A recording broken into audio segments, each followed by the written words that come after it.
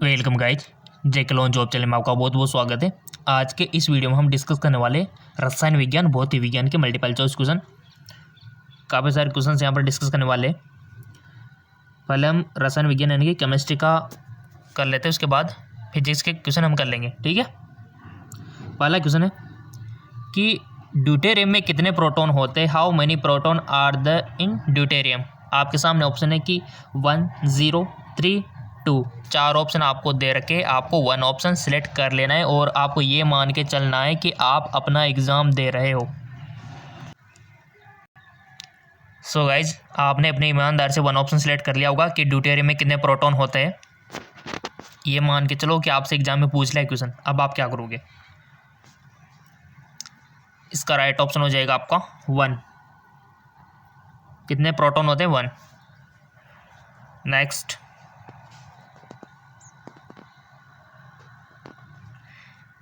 Ethylene में carbon के साथ कितने बंधन जुड़े हुए होते हैं?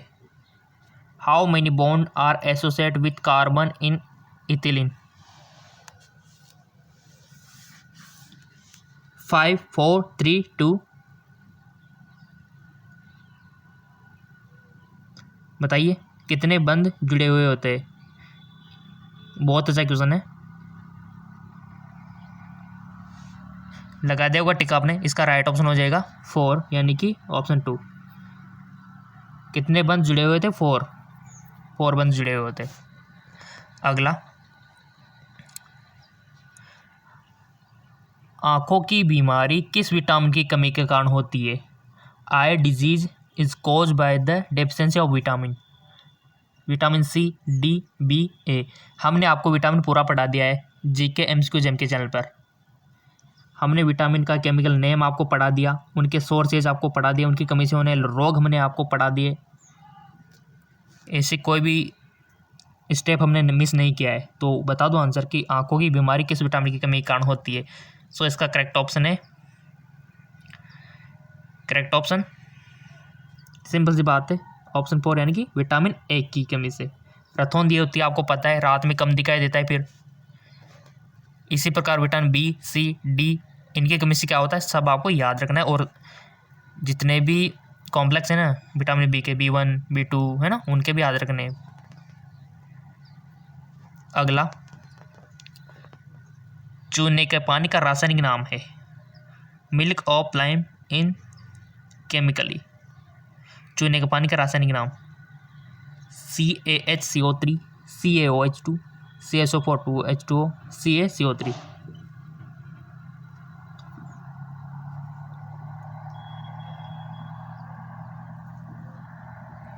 इसका राइट ऑप्शन हो जाएगा आपका CaOH2।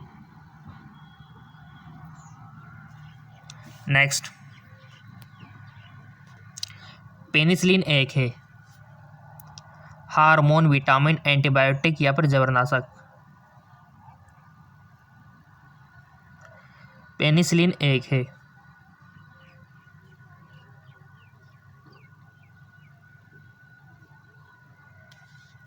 इसका राइट ऑप्शन हो जाएगा आपका एंटीबायोटिक है। ठीक है, किसने खोज की थी ये भी याद रखना है आपको, कब की थी ये भी याद रखना है। प्राथमिक एल्कोहल कौन सा है? Which is primary alcohol? Propanol, isopropyl alcohol, butanol, ब्यूटेनवनॉल?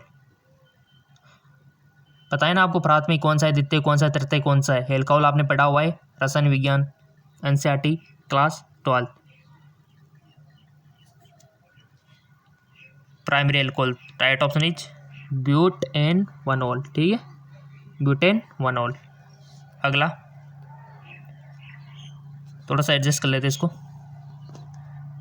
वातावरण में प्रचुर मात्रा में पाए जाने वाली अक्रिय गैस है? The inert gas abundantly found in atmosphere. वातावरण में प्रचुर मात्रा में पाई जाने वाली अक्रिय गैस आपको बतानी है। चार ऑप्शन आपके सामने हाजिर है। इसका राइट ऑप्शन हो जाएगा आपका ऑर्गन। आर्गन आपने पढ़ा हुआ है। परमाणु क्रमांक कितना होता है पता है ना सबको? अब कोई बोलेंगे 17, कोई बोलेंगे 18, बट आपको पता है तो आप बता देंगे। गैस स्थिरांक आर स्थिर होता है, यानी कि the gas constant R is constant केवल वास्तविक गैस के लिए, केवल आदर्श गैस के लिए, आदर्श और वास्तविक गैस दोनों के लिए, न तो आदर्श गैस के लिए और न ही वास्तविक गैस के लिए।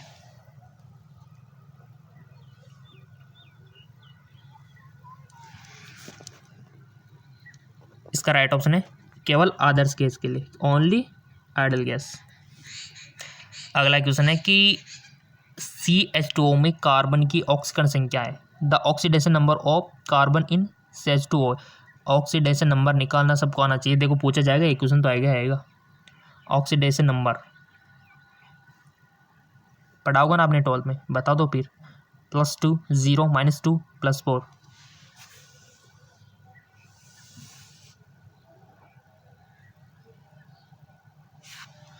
सो इसका राइट ऑप्शन है आपका 0।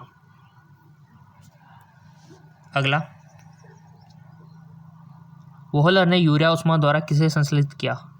ओहलर synthesize urea by heating. Ammonium cyanate, ammonium urate, ammonium oxalate, ferric साइनेट।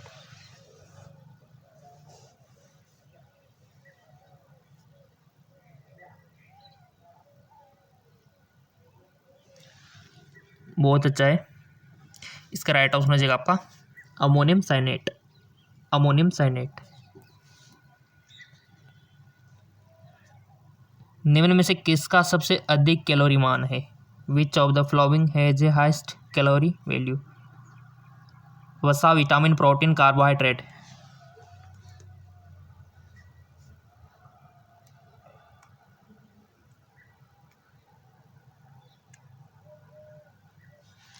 Right option is fat, वसा। अगला, निम्न में से कौन सा एक अणुसंख्यक गुणधर्म है? Which of the following is a colligative property? क्वथनांक, हिमांक, गलनांक, हिमांक में अवनमन। बहुत अच्छे अच्छे क्वेश्चन है गाइज। 11 12 से आएंगे, बिल्कुल भी आपको नहीं घबराना है जब तक जेके लोन जॉब चैनल आपके साथ है। अणुसंख्यक गुणधर्म है, इसका राइट ऑप्शन हो जाएगा आपका हिमांक में अवनमन। हिमांक में अवनमन, ठीक है। Depression is freezing point. अगला, टेफ्लॉन में निम्न में से कौन सा तत्व मौजूद होता है? Which of the flowing element in present in Teflon? F2, I2, Br2, Cl2। आपका जो चैप्टर है बहुलक पढ़ा होगा ना आपने, पॉलीमर वाला चैप्टर इंपॉर्टेंट है। J1 वाला चैप्टर इंपॉर्टेंट है, क्वेश्चन बनते हैं वहाँ से। टेफ्लॉन में निम्न में से कौन सा तत्व मौजूद होता है? इसका राइट ऑप्शन है F2। ऐसे क्वेश्चन बनते हैं आपके। अगला, निम्न में से कौन सी धातु कॉपर सल्फेट विलयन में कॉपर को विस्थापित करेगी? विच of the flowing metal will displace copper from copper sulphate? बहुत अच्छा क्वेश्चन है गाइस। अब आपको पता होना चाहिए कि कौन सी धातु अधिक क्रियाशील है, कौन सी मध्यम है और सबसे कम कौन सी है। सक्रियता श्रेणी पढ़ रखी होगी तो समझो आ गया। और ये क्वेश्चन आपकी यही नॉलेज चेक करना चाहता है कि आपको सक्रियता श्रेणी पता है कि नहीं है। ये एक क्वेश्चन में पता कर लेता है कि आपको पता है कि नहीं है। ये होता है ऑब्जेक्टिव टाइप के क्वेश्चन, मल्टीपल चॉइस क्वेश्चन। कौन सी धातु कॉपर सल्फेट विलयन में कॉपर को विस्थापित करेगी? जो अधिक क्रियाशील अधिक होगी वही करेगी ना। तो कौन है? फेरस, अर्जेंटम या फिर मरकरी या फिर सोना? बताइए। सक्रियता श्रेणी याद करो। राइट ऑप्शन हो जाएगा आपका फेरस, क्योंकि यही अधिक अभिक्रियाशील है। देख लेना, अभी भी वक्त है सक्रियता श्रेणी को। उसमें आपको दे रखा है कि धातुओं को अधिक क्रियाशील थे कम अभिक्रियाशील की ओर क्रम में जमाया हुआ। इस प्रकार धातु दे रखे आपको मैग्नीशियम है ना, एल्यूमिनियम, जिंक, फेरस, ऐसे दे रखा होगा, कॉपर, इस तरह क्रम दे रखा होगा, उसको याद कर लेना। हर जगह काम आएगी ये आपके सक्रियता श्रेणी। अगला, एमओ सिद्धांत के आधार पर निम्न में से किसका अस्तित्व नहीं हो सकता है? Which of the flowing can not exist of the basis of the MO theory? इसका राइट ऑप्शन हो जाएगा आपका H2। अगला, निम्न में से कौन से विलयन एमोन का उच्चतम पीएच होगा? LOH3, K2CO3, NaOH, Na4OH। निम्न में से कौन से विलयन अनमोल का उच्चतम पीएच होगा? तो right option is NaOH। Next, एक अभिक्रिया में X+2Y उत्पाद अभिक्रिया की आणुकता है 1032। Right option is 3। अगला, बेकिंग सोडा है, फॉर्मूला सारे याद रखने हैं आपको। देखो, चाहे वो आपका बेकिंग सोडा हो, चाहे वो आपका खाने का सोडा हो, चाहे वो आपका धोने का सोडा हो, हर एक का साधारण नाम, केमिकल नेम और फॉर्मूला तो याद रखना, यही केमिस्ट्री की पहचान है। सो आपने बेकिंग सोडा को तो बता दिया होगा, खाने का सोडा जो आप यूज करते हो, sodium hydrogen carbonate NaOH CO3। इसमें अगर थोड़ा सा अमल मिला देते तो क्या होता है? ये CO2 गैस देता है। अगला, और उसको एंटासिड के रूप में भी काम में करते हैं। अगर आपको एसिडिटी हो गई तो बेकिंग सोडा खा सकते हो आप, क्योंकि इसमें सारे गुण होता है जो कि एसिडिटी को कम करता है। नायलॉन बनाने में उपयोग की जाने वाली कच्ची पदार्थ है। A raw material use in making nylon. अगर नायलॉन आपको बनाना है तो कच्चा माल क्या आएगा? इथाइलिन, मेथिल मेथाइक्रोप्टॉन, ब्यूटाडाइन या फिर एडपिकमल। नायलॉन बनाने में तो इसका राइट ऑप्शन है एडिपिक अमल। क्या लोगे कच्चा माल? एडिपिक अमल। अगला क्वेश्चन, ग्रेफाइट है सुचालक, उष्मा का कुचालक, विद्युत का कुचालक, उष्मा का सुचालक। बहुत अच्छा क्वेश्चन है। इसका राइट ऑप्शन हो जाएगा आपका उष्मा का सुचालक। उष्मा का सुचालक।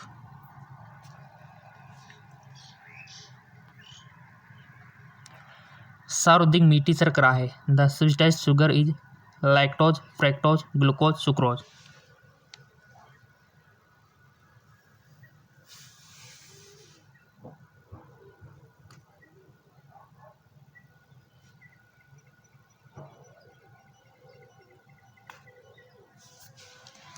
सर्वाधिक मीठी शर्करा है तो इसका राइट ऑप्शन है फ्रैक्टोज। फ्रैक्टोज।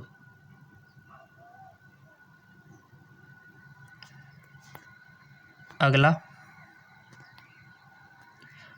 ओलियम का रासायनिक प्रतीक है। Oleum is chemically H2S2O7, H2S2O8, H2SO5, H2SO3। Oleum का रासायनिक प्रतीक बताना है आपको। पढ़ रखा है आपने तो बता दो। सो इसका राइट ऑप्शन है H2S2O7। याद रखना इसको, H2S2O7 ओलियम बोलते हैं इसको। अगला, ब्रोमीन और KOH के साथ एस्टामाइड की अभिक्रिया से होता है methyl amine, ethyl alcohol, ethyl amine या फिर इथेन। ब्रोमीन और KOH के साथ एसिटाइड की अभिक्रिया से होता है तो right option is methyl amine. Methyl और एमीन, ठीक है, मेथिल एमीन। किस तत्व का आयनन एंथैल्पी सबसे कम होता है? Which element has the lowest? ये पिछली बार भी पूछा जा चुका है क्वेश्चन। क्लोरीन, फ्लोरीन, हाइड्रोजन सब कुछ यहाँ देख रहा है आपको। आयनन एंथैल्पी सबसे कम होती है, वो होती है Fr, ठीक है। अगला क्वेश्चन, अभी तो बहुत ही विज्ञान के भी करने हैं ना, क्योंकि आपको काफ़ी सारे क्वेश्चन चाहिए। नाइट्रोजन परमाणु में 3 अयुग्मित ध्रुवों की वरीयता द्वारा समझाया जा सकता है। अनिश्चित सिद्धांत, हुंड का नियम, पाउली का सिद्धांत, अहोभाव का सिद्धांत। तो राइट ऑप्शन क्या होगा इसका? इसका राइट ऑप्शन हो जाएगा हुंड का नियम। हुंड का नियम 11th में पढ़ा होगा आपने, डी ब्रोगली भी पढ़ी होगी, तो कोई दिक्कत वाली बात ही नहीं है। अब कर लेते हैं हम भौतिक विज्ञान फिजिक्स के। अगला है आपका भौतिक विज्ञान। Which temperature the centigrade and Fahrenheit scale equal, यानी कि आपका जो कौन से टेम्परेचर पे आपका जो डिग्री सेंटीग्रेड है और फ़ारेनहाइट है समान होगा। इसका राइट ऑप्शन हो जाएगा आपका, पहले आप बताओ, बिल्कुल -40 डिग्री सेल्सियस। इसका ध्यान रखना थोड़ा सा। किस ताप पर सेंटीग्रेड और फ़ारेनहाइट स्केल एक समान होंगे? 40 डिग्री सेल्सियस। ऐसे क्वेश्चन आते हैं आपके। अगला, भारत में रेडियो ट्रांसमिशन के लिए किस प्रकार के मॉड्यूलेशन कार्यरत है? फ्रीक्वेंसी मॉड्यूलेशन, जिनको एफएम बोलते हो आप, इसकी फुल फॉर्म होती है फ्रीक्वेंसी मॉड्यूलेशन एफएम की, ठीक है। एक होता है एएम यानी कि एम्पलीट्यूड मॉड्यूलेशन, एक होता है पीएम पल्स मॉड्यूलेशन। इनमें से कोई नहीं। तो बताओ, भारत में रेडियो ट्रांसमिशन के लिए किस प्रकार के मॉड्यूलेशन कार्यरत है? तो right option is amplitude modulation am. Am आएगा, पीएम नहीं आएगा, टिक गलत जगह भी लिख जाता है, ठीक है, ये वाला। ऑनलाइन एग्जाम में तो कोई दिक्कत नहीं, टिक कहीं भी बाहर लगा सकते हो आप, अगर याद आ जाए तो, ऐसी कोई दिक्कत नहीं है। अब ऑफलाइन में दिक्कत होती है। यदि सरल लोलक में धातु के गोले के स्थान पर लकड़ी का गोला लगा दिया जाए तो इसका आवर्तकाल? इनमें से कोई नहीं, वही रहेगा, बढ़ जाएगा, कम हो जाएगा। यदि सरल लोलक में धातु के गोले के स्थान पर लकड़ी का गोला लगा दिया जाए तो इसका आवर्तकाल? क्या इफेक्ट पड़ेगा आवर्तकाल पे? वो होगा आपका, वही रहेगा, कुछ प्रभाव नहीं पड़ेगा, ठीक है, वही रहेगा। अगला, यदि पृथ्वी की त्रिज्या को 2% कम कर दिया जाए तथा द्रव्यमान वही रखा जाए यानी कि स्थिर रखा जाए तो पृथ्वी की सतह पर पिंड का भार होगा, वही रहेगा। इनमें से कोई नहीं, बढ़ जाएगा, घट जाएगा। बहुत अच्छा क्वेश्चन है, बन सकता है एग्जाम में। अभी सोच लिया होगा आपने, नहीं सोचा है तो सोचो, क्योंकि हमने आपसे बोला था कि एग्जाम आप दे रहे हो, यूँ मानो अभी दे रहे हो, अभी कभी। तो इसका राइट ऑप्शन है बढ़ जाएगा। नेक्स्ट, यदि एक पिंड की गतिज ऊर्जा का मान उसके प्रारंभिक मान का 4 गुना कर दिया जाए तो नया संवेग होगा। यदि एक पिंड की गतिज ऊर्जा का मान उसके प्रारंभिक मान का 4 गुना कर दिया जाए तो नया संवेग स्थिर रहेगा। इसके प्रारंभिक मान का 4 गुना हो जाएगा, इसके प्रारंभिक मान का 2 गुना हो जाएगा, इसके प्रारंभिक मान का 3 गुना हो जाएगा। तो राइट ऑप्शन क्या होगा? हम तो बताएंगे सही, पहले तो आपको बताना है। हम तो हर एक क्वेश्चन का आंसर बताएंगे, एक को भी नहीं छोड़ेंगे, सबका आंसर बताएंगे, लेकिन पहले आप तो सिलेक्ट करो।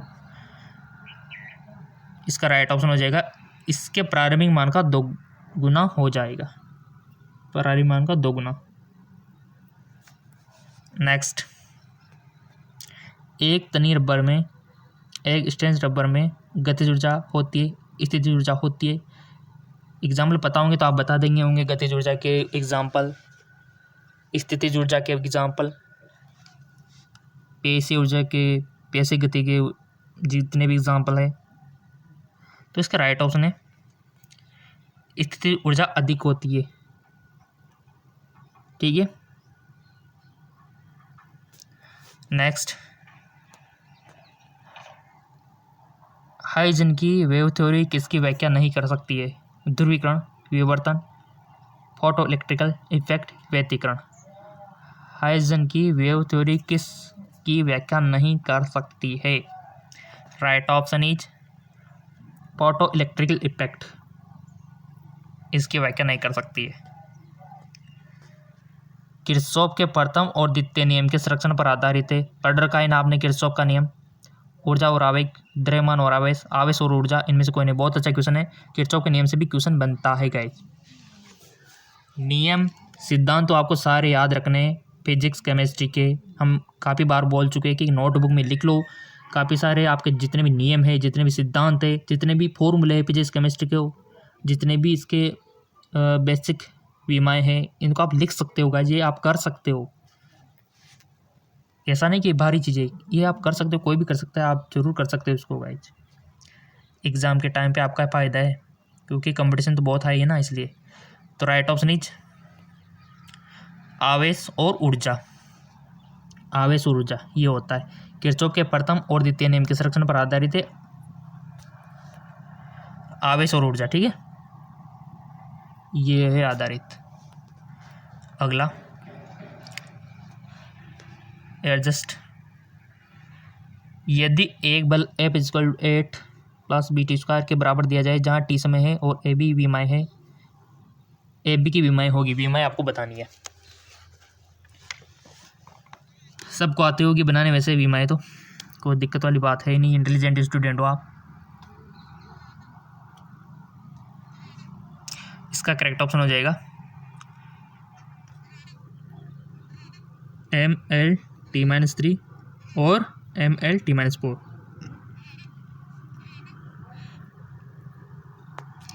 अगला, इनमें से कौन कथन सत्य है? Which of the flowing true? सभी टकरों में 11th से क्वेश्चन है, सभी टकरों में संवेग सुरक्षित नहीं होता, लेकिन इलास्टिसिटी टक्कर में गतिज ऊर्जा होती है। सभी टकरों में संवेग सुरक्षित रहता है, लेकिन गतिज ऊर्जा नहीं। सभी टक्करों में संहति और गतिज ऊर्जा दोनों सुरक्षित रहती है। इलास्टिक टक्कर में ना तो संवेग सुरक्षित रहता है उन्हें। एक बहुत अच्छा क्वेश्चन है। संहति टक्कर पढ़ रखी है आपने 11th में, मजे से पढ़ी होगी तो आ गया होगा आपको। 2-5 क्वेश्चन बन ही जाते हैं 11th से भी। इसका राइट ऑप्शन है सभी टक्करों में संवेग सुरक्षित रहता है, लेकिन गतिज ऊर्जा नहीं है। सभी टक्करों में संवेग सुरक्षित रहता है, लेकिन गतिज ऊर्जा नहीं। अगला, पिंड की विकर्णी ऊर्जा के समानुपाती होती है। T2, T-4, T4, इनमें से कोई नहीं। पिंड की विकर्ण ऊर्जा के समानुपाती होती है, तो इसका राइट ऑप्शन इज T4। अगला, एक पिंड जिसका द्रव्यमान 0.1 किलोग्राम है 0.1 सेकंड में 10 मीटर पर सेकंड के वेग से गतिमान होते हैं, पिंड पर लगने वाला बल है 100 न्यूटन, 10 न्यूटन, या फिर 0.1 न्यूटन, या फिर 0.01 न्यूटन।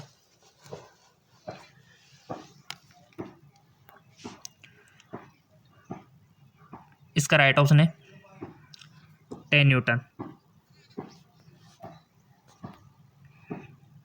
अगला, एक गेंद ऊंचाई h से फेंकी जाती है और दूसरी 2h से। दोनों गेंदों की भूमि तक गिरने में लगा समय का अनुपात बताओ। ये भी 11th का क्वेश्चन है और ऑप्शन है कि 1:2, √2:1, या फिर 1:2, 2:1। Right option 1:2। एक सीधे लंबे धारावाहक चालक के कारण चुंबकीय प्रेरण की रेखाएं 100% चुंबकीय प्रेरण से तो क्वेश्चन आता है। तार के लंबवत होती है, संकेंद्रित वृत्त तार के समांतर होती है, इनमें से कोई नहीं। बहुत अच्छा क्वेश्चन है।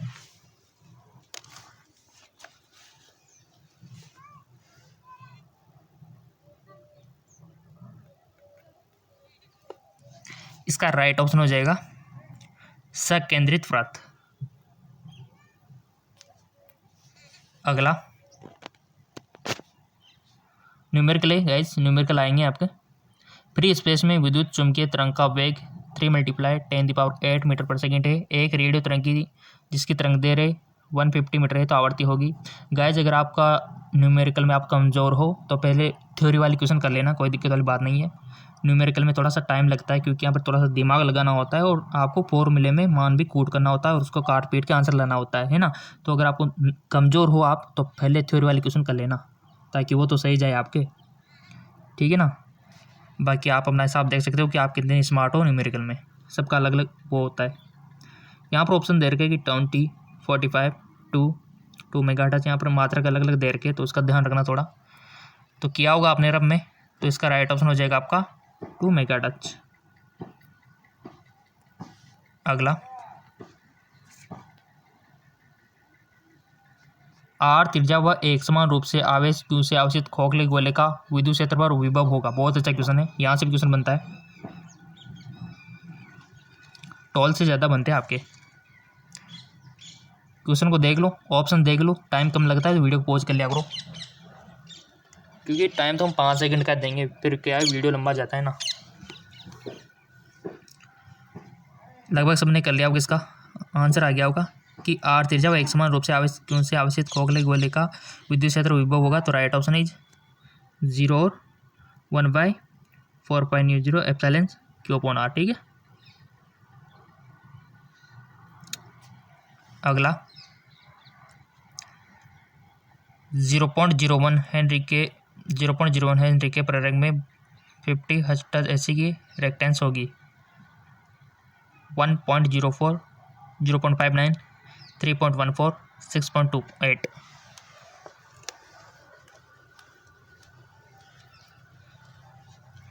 इसका राइट ऑप्शन इज 3.14। अगला,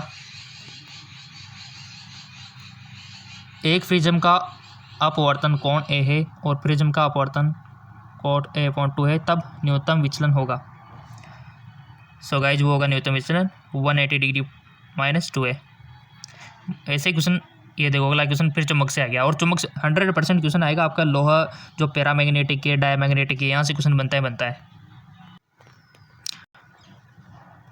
अगला क्वेश्चन है कि वह पदार्थ जिनमें प्रत्येक परमाणु का चुंबकीय आघूर्ण शून्य नहीं होता है कहलाता है। चुंबकीय आघूर्ण शून्य नहीं होता क्या कहलाता है? फेरोमैग्नेटिक, डायमैग्नेटिक या फिर फेरीमैग्नेटिक यानी फिर पैरामैग्नेटिक। लोह चुंबकीय, प्रतिचुंबकीय, फेरी मैग्नेटिक या अनुचुंबकीय। चुंबकीय आघूर्ण शून्य नहीं होता है। बहुत अच्छा क्वेश्चन है, और ये जितने भी है ना इसको अच्छे से पढ़ लेना, क्वेश्चन बनता है यहाँ से। और एग्जाम्पल भी देख लेना, इनके काफ़ी सारे एग्जाम्पल है, जितने हो सके एग्जाम्पल याद कर लेना, क्योंकि आपसे पूछा जा सकता है कि निम्न में से कौन सा लोहा चुंबक तत्व है। उदाहरण 4 दे दिए जाएंगे, 3 तो और होंगे और एक लोहा चुंबक तत्व का होगा, तो आपको 1 ऑप्शन सेलेक्ट करना होगा। यहाँ तो कर लिया होगा ना आपने कि चुंबकीय आघूर्ण शून्य नहीं होता है, तो किसका नहीं होता है? अनुचुंबक तत्व यानी कि पैरामैग्नेटिक्स का। अगला, एडजस्ट, किसी नाभिक की औसत बंधन ऊर्जा प्रति न्यूक्लियन का क्रम होता है 8 electronvolt, 8 mega electronvolt, 8 kilo electronvolt या फिर 8 जूल। किसी नाभिक की औसत बंधन ऊर्जा प्रति न्यूक्लियन का क्रम होता है, सो वो होता है 8 मेगा इलेक्ट्रोवोल्ट। अगला, यह दे रखा है कि P वेक्टर Q वेक्टर के बीच का कोण होगा। P plus Q vector, P vector minus Q vector के बीच का कोण होगा सिर्फ 180, 19, 180, 0 डिग्री और 180 के बीच, इनमें से कोई नहीं। बहुत अच्छा क्वेश्चन है। वेक्टर आपने पढ़ रखे 11th में, तो बता दो ना। तो इसका राइट ऑप्शन है 0 डिग्री और 180 डिग्री के बीच। अगला, निम्न में से कौन सा गेट किसी डिजिटल सर्किट के लिए बिल्डिंग ब्लॉक के रूप में कार्य करता है? नॉट गेट से तो 101% क्वेश्चन आएगा, 101% हम लिख देते हैं इसको। गेटों से तो क्वेश्चन आता है। और पूरा का पूरा सेमी कंडक्टर चैप्टर इंपॉर्टेंट है। सेमी कंडक्टर काफ़ी बार बोल चुके हैं हम, अर्धचालक वाला चैप्टर, जिसमें आपका डायोड है, ट्रांजिस्टर है, संधारित्र है, कैपेसिटर जिसको आप बोलते हो, डायोड है, और आपका जेनर डायोड है, काफ़ी सारे इंस्ट्रूमेंट है गाइस टूल से। निम्न में से कौन सा गेट किसी डिजिटल सर्किट के लिए बिल्डिंग ब्लॉक के रूप में काम करता है? इनका याद रखना है आपको, कितना इनपुट डालेंगे कितना आउटपुट मिलेगा, इनके फॉर्मूले भी है, और कौन कौन सा गेट मिलकर क्या बनाता है वो भी याद रखना है आपको, पूछा जाता है क्वेश्चन। इसका करेक्ट ऑप्शन हो जाएगा नॉट गेट। अगला, भंवर धारा उत्पन्न होती है, eddy current are produce electromagnetic brush से, ये सभी इंडक्शन करने से या फिर स्पीडोमीटर से। तो राइट ऑप्शन इज ये सभी। अगला, ध्वनि में डॉपलर इफेक्ट का कारण है प्रेक्षक की गति, हस्तस्रोत की गति, हस्तस्रोत और प्रेक्षक की सापेक्ष गति, इनमें से कोई नहीं। और हाँ, मॉर्निंग में जो वीडियो डाला था वो किसको नहीं मिला, जूलॉजी का और बॉटनी का, अच्छा वीडियो था, 30-35 मिनट का, लिंक दे दिया नीचे, अगर आपको नहीं मिला होगा तो। दूसरे चैनल पर अपलोड कर दिया तो इसलिए नहीं मिला होगा आपको, लिंक दे दिया हमने डिस्क्रिप्शन में। इस वीडियो खत्म होते देख लेना। ध्वनि में डॉपलर इफेक्ट का कारण है, तो राइट ऑप्शन हो जाएगा आपका हस्तस्रोत और प्रेक्षक की सापेक्ष गति, हस्तस्रोत और प्रेक्षक की सापेक्ष गति। अगला, बर्नौली का समीकरण के संरक्षण का एक परिणाम है। बर्नौली के प्रमेय सब आपने पढ़ रखी है, सिद्धांत पढ़ रखा है, नियम भी पढ़ रखा है, तो बता दो ना। बर्नौली का समीकरण के संरक्षण का एक परिणाम है ऊर्जा, द्रव्यमान, रेखीय संवेग, कोणीय संवेग। बर्नौली का समीकरण डैश के संरक्षण का एक परिणाम है, सो इसका राइट ऑप्शन है ऊर्जा। ऊर्जा के संरक्षण का नियम का एक परिणाम है। और जो डिस्क्रिप्शन में लिंक दे रखा है बॉटनी जूलॉजी का, उसको वीडियो को देख लो अभी कभी।